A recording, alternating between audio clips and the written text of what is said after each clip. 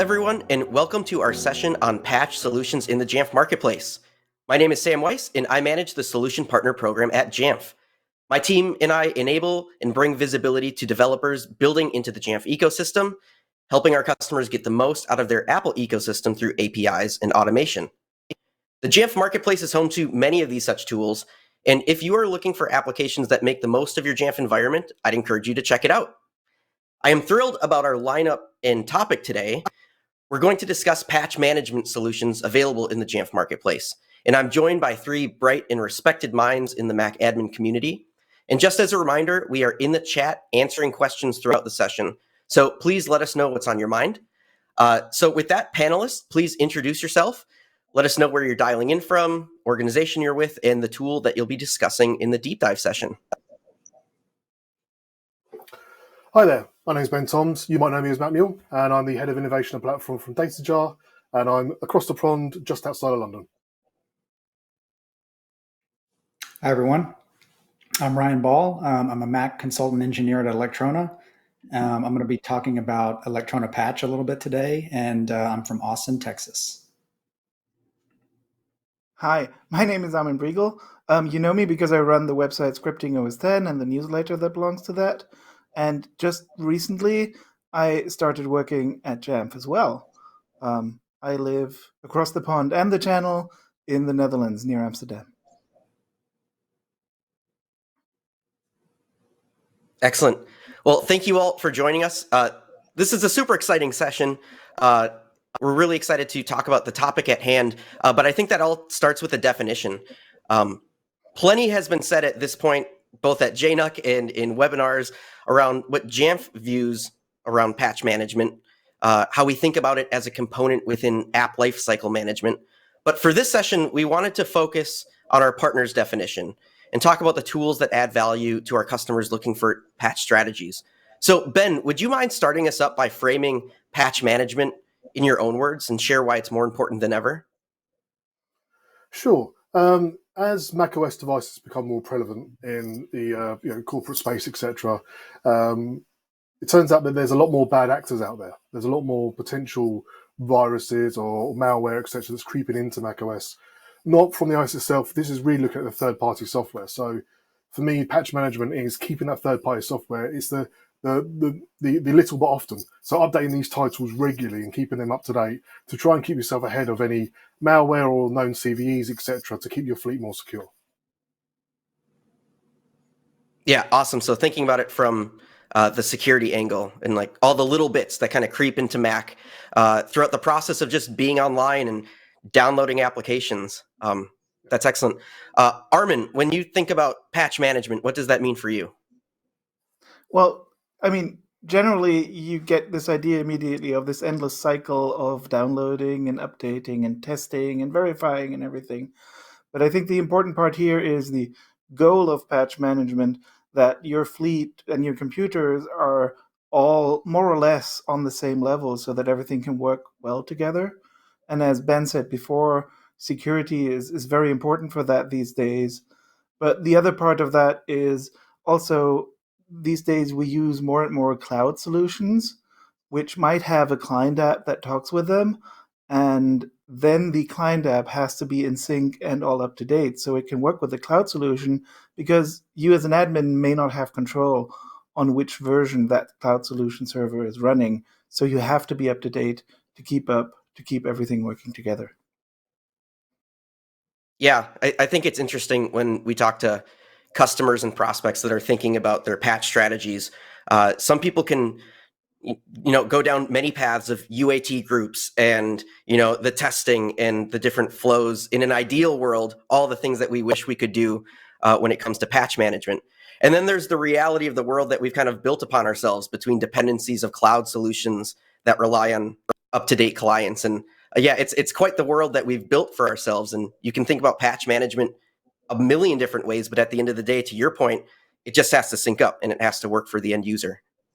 That's great. Ryan, when you think about patch management and why it's been more important than ever, what are your thoughts?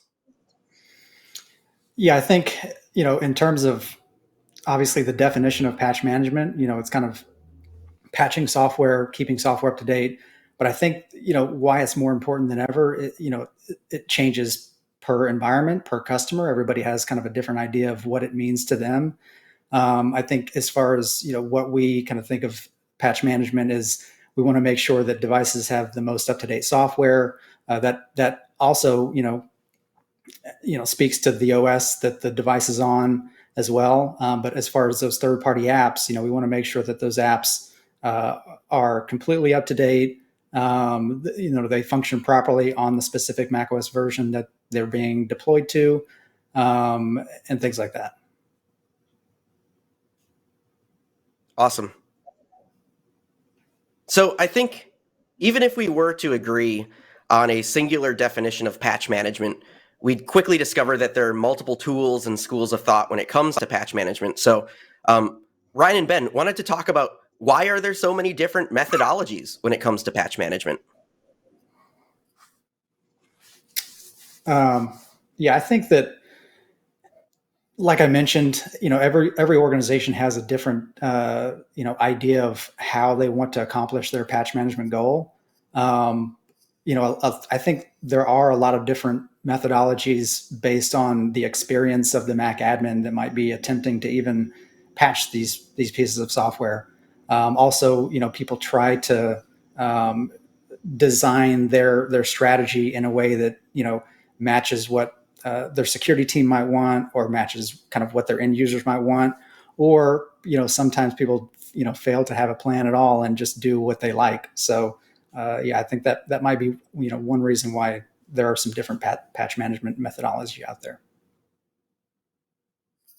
Yeah, kind of that range of spectrum from people that are truly set it and forget it, hoping people check that box to let Chrome update automatically, all the way to people who have security teams that dictate thou shalt be up to date, 1 or less days after a patch is released. So yeah, that makes a lot of sense.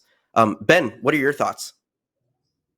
I think it's if we look at Jamf, say, I'd say it's kind of your fault, Sam, as you're yours and Armin's, as you're the Jamfs on the call, because Jamf's really extensible, and Jamf you can do so many different things with. So it gives you a great way of actually being able to apply things in different manners. I mean, I've been using Jamf for over a decade now, and if I think about way back when I originally was using Jamf, no one was an admin, and the media at the time wasn't available. So like Office 2011 wasn't available for your average Joe to download, etc. So it was quite simple for us to build in workflows using vanilla Jamf, etc. And then other places I've been to, I've done things where everything's been cached, notified the user, install it, log out. And my strategies evolved with the organizations I've worked for, as well as the wants of that organization at the time. But the main component that stayed within that is Jamf, and the way that Jamf allows us to do whatever we want and pick our own destiny. So if we take that question and focus just on why there's a lot of methodologies within Jamf, it's kind of Jamf's fault, because Jamf shouldn't be so extensible. if you want a nice weird answer. Yeah, and I would tend to agree with you. I think there's things that have evolved both in the Mac community and in the Jamf community over time that force organizations that haven't existed either forever or they have to adapt patch methodologies. If we think back to the days of physical media being the only way that an organization could receive software, through now there's the Mac App Store, like that's another option. Or you have organizations like Microsoft that are very admin friendly by publishing their entire definitions and downloads. So I think a reason for me that there's so many different methodologies is software comes from a million different places now. Kind of to a point that was mentioned earlier, as organizations, we sign up for services that we might not think, oh, wait, there's actually a client component to that. And that's a new thing that organizations have to deal with as well, from the acquisition of that software through testing it and then ultimately deploying it. So in my opinion, it's because software has changed and what organizations have needed, whether it's that must automatically be up to date or must go through QA, that's also been an evolving conversation for what people need at the end of the day. So that would be my answer.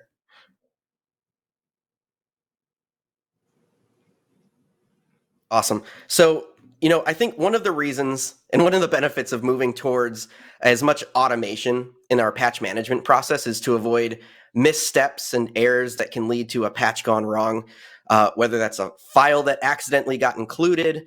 You meant to do a PKG, but you did a DMG. There's a million ways that patch can go wrong when we leave humans to do the majority of the heavy lifting.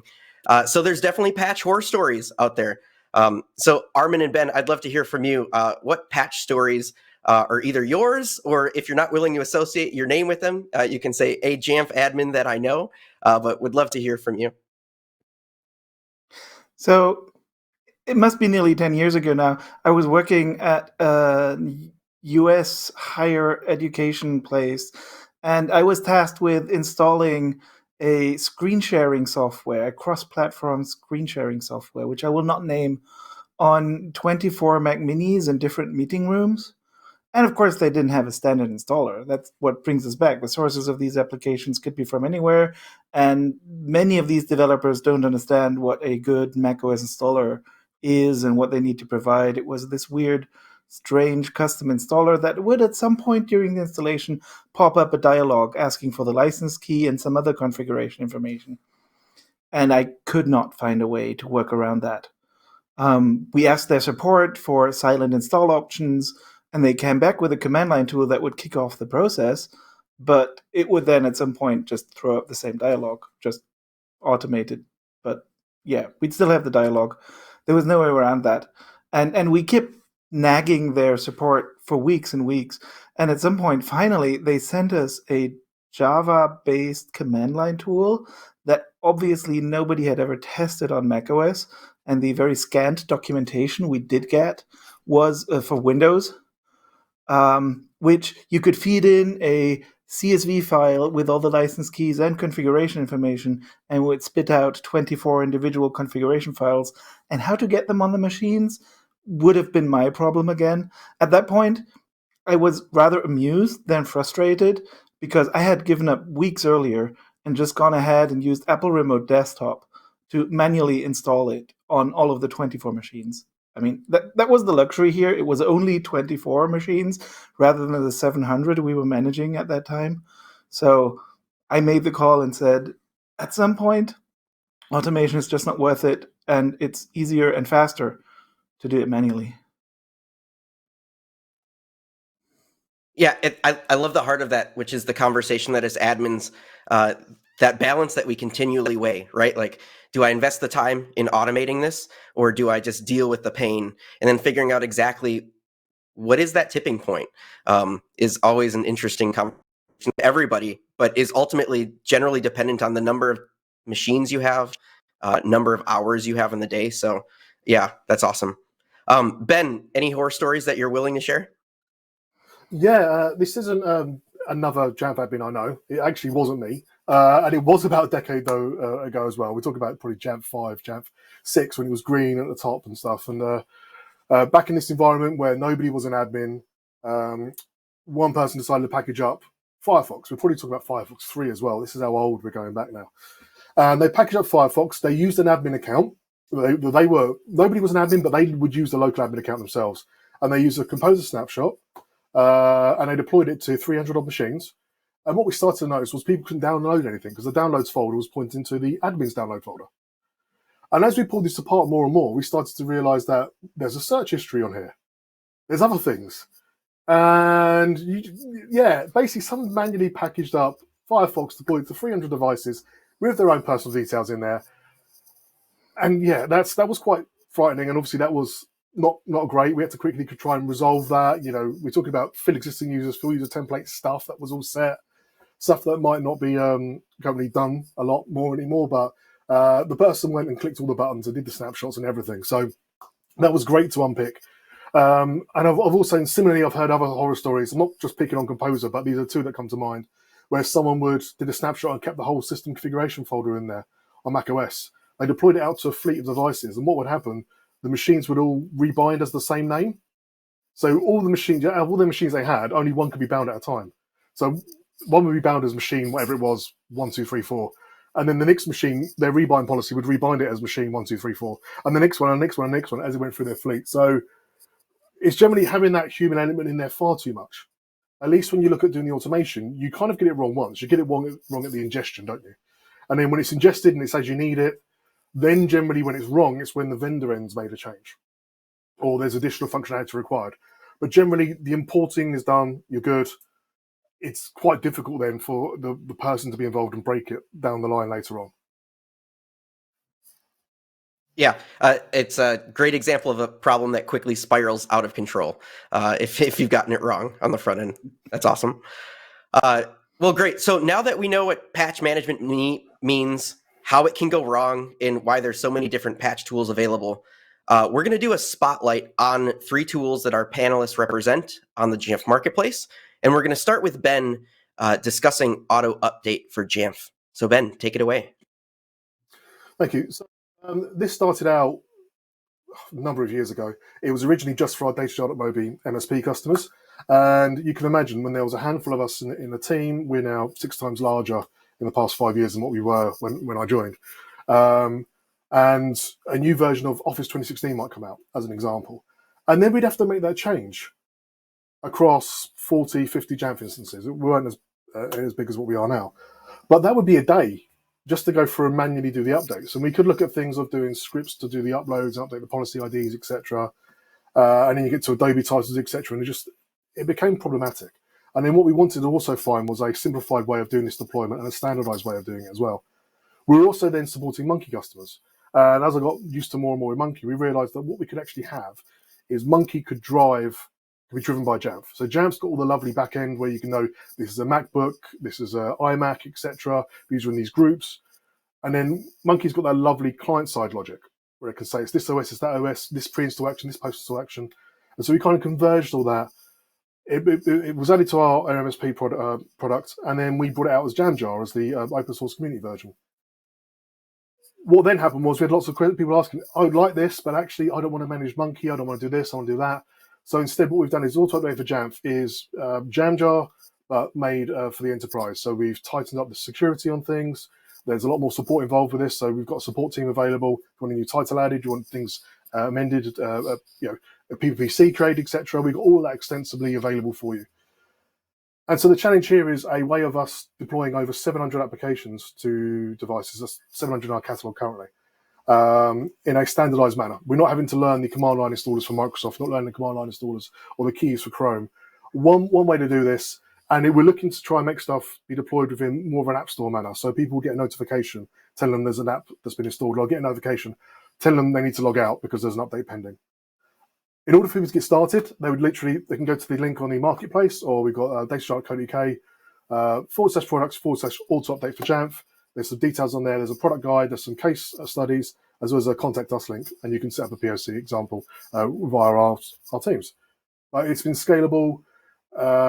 If we look at our Data.Mobi offering, over 200 MSP customers, which we're using it internally with dog fooding, and we're extending it out to auto update for Jamf as well.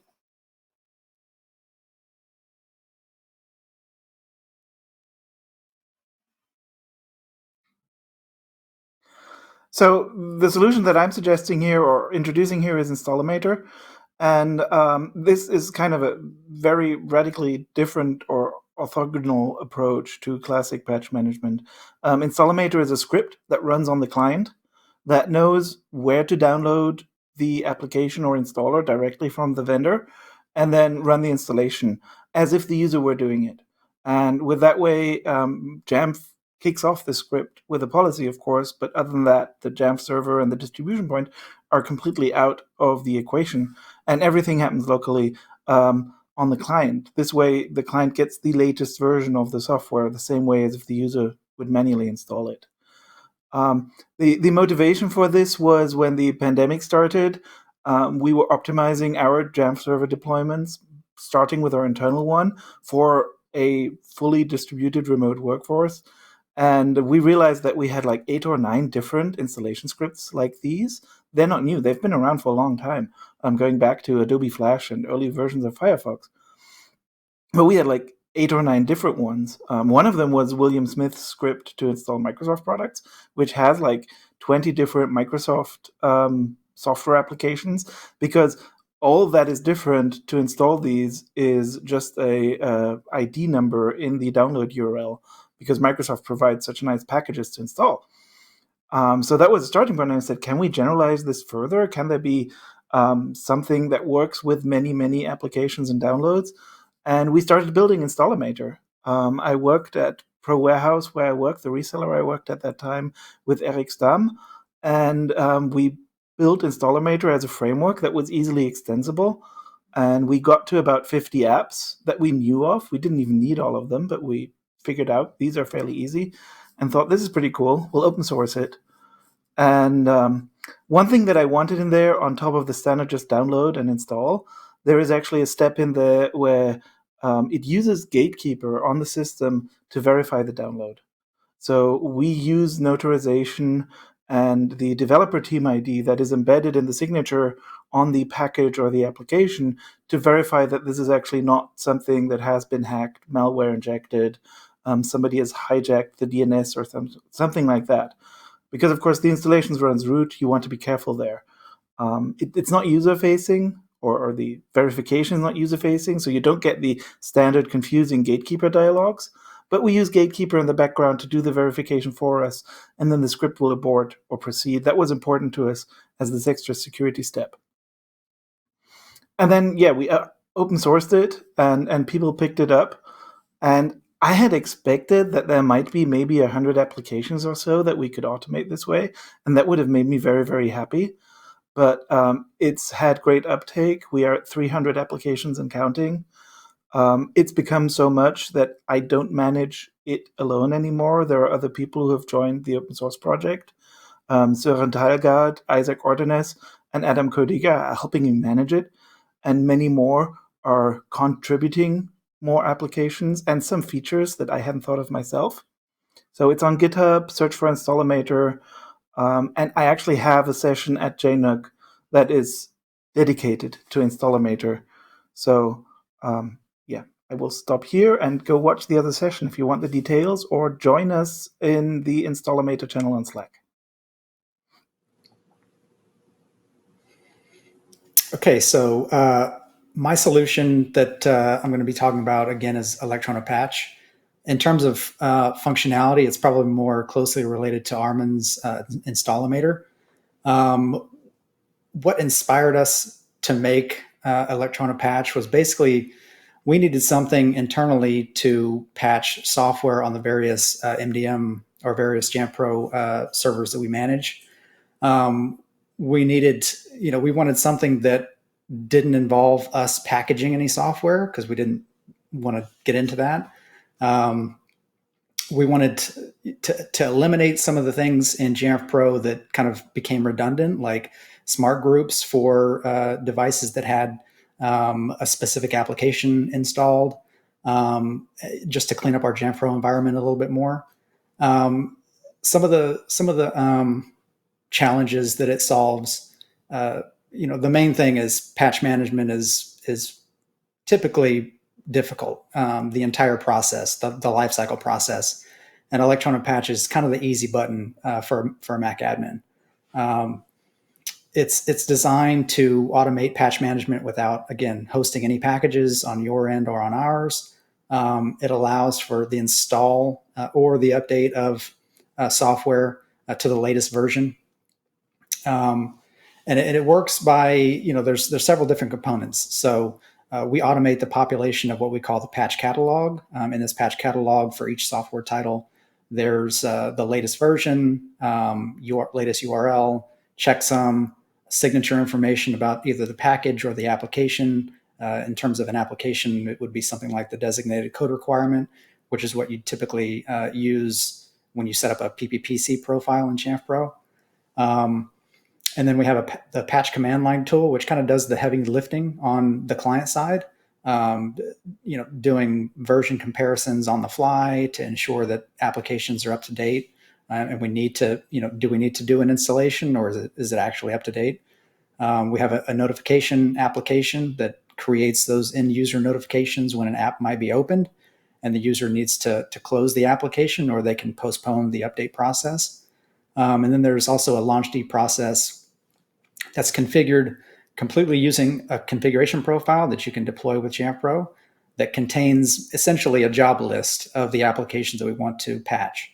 And the launchd process instructs the patch command line tool to perform the update or to check to see if an update is actually required at that point. And then, there are some unique features specifically for Jamf Pro, like the ability to perform a Jamf Pro inventory update after updates might be performed. Again, some of these are automatically, the updates are automatically occurring using the launchd process. So we want to make sure that if for some reason we do an install or an update on a specific day, we can do a recon and let Jamf Pro know that application has been updated. You can find us at electrona.com/patch, or Sam is going to let you know where you can also find us in the Jamf Marketplace. Awesome. Thank you all so much. Really great conversation on the tools that you've all built for the Apple ecosystem. I guess wrapping up pretty quickly here, as we zoom out from specific tools for admins that are either new to roll or have potentially been in roll forever, when we're thinking about new patch strategies, some advice that you would give people as they start planning out what's important for them?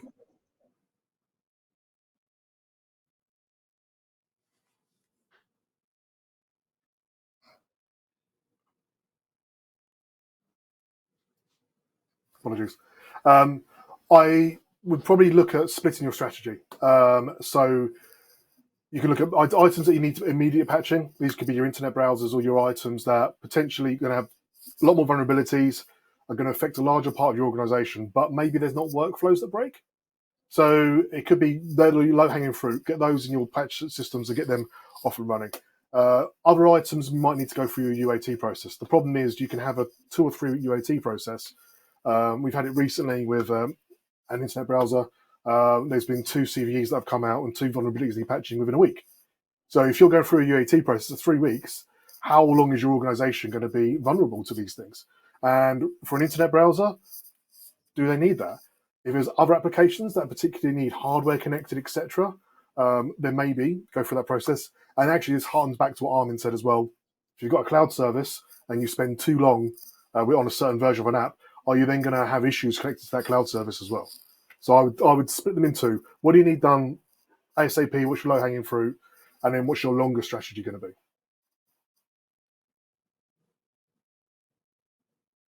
Yeah, I will hook into that. And I think Ben said it. Not all applications are the same. Not all requirements are the same.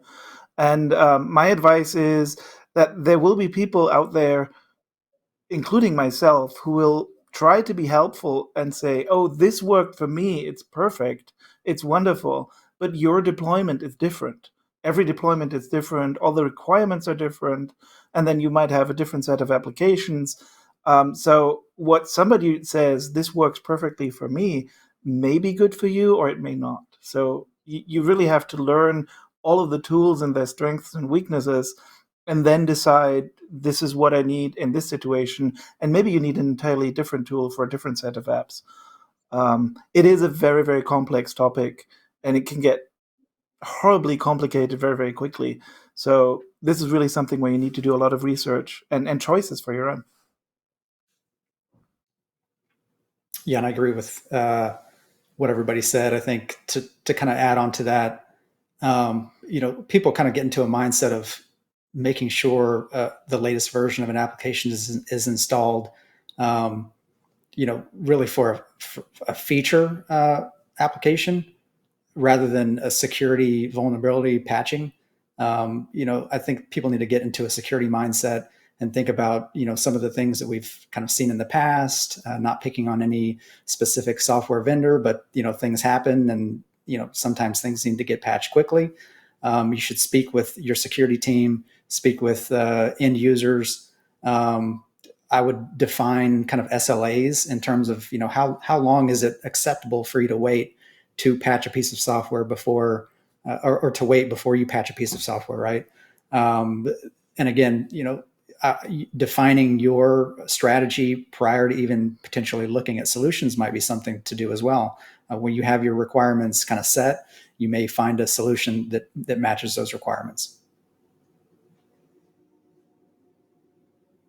Awesome. Well, thank you, everyone. Appreciate that conversation. And again, your time and dedication towards creating those tools for the broader Mac admin community. If you have any specific questions on the tools we mentioned today, our panelists have shared those getting started steps, but I would also encourage you to check out these and the other listings under the patch management category in the Jamf Marketplace. And if you've used these tools or others in the Jamf Marketplace, don't forget that we now have ratings and reviews.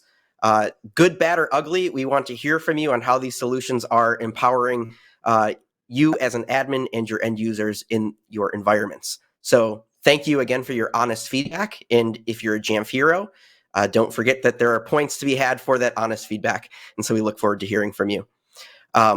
With that, thank you, everyone. This has been an awesome session, and I appreciate everyone for listening and for the questions and comments in the chat. Thanks again, and have a fantastic rest of your JNUC 2021. Thank you so much.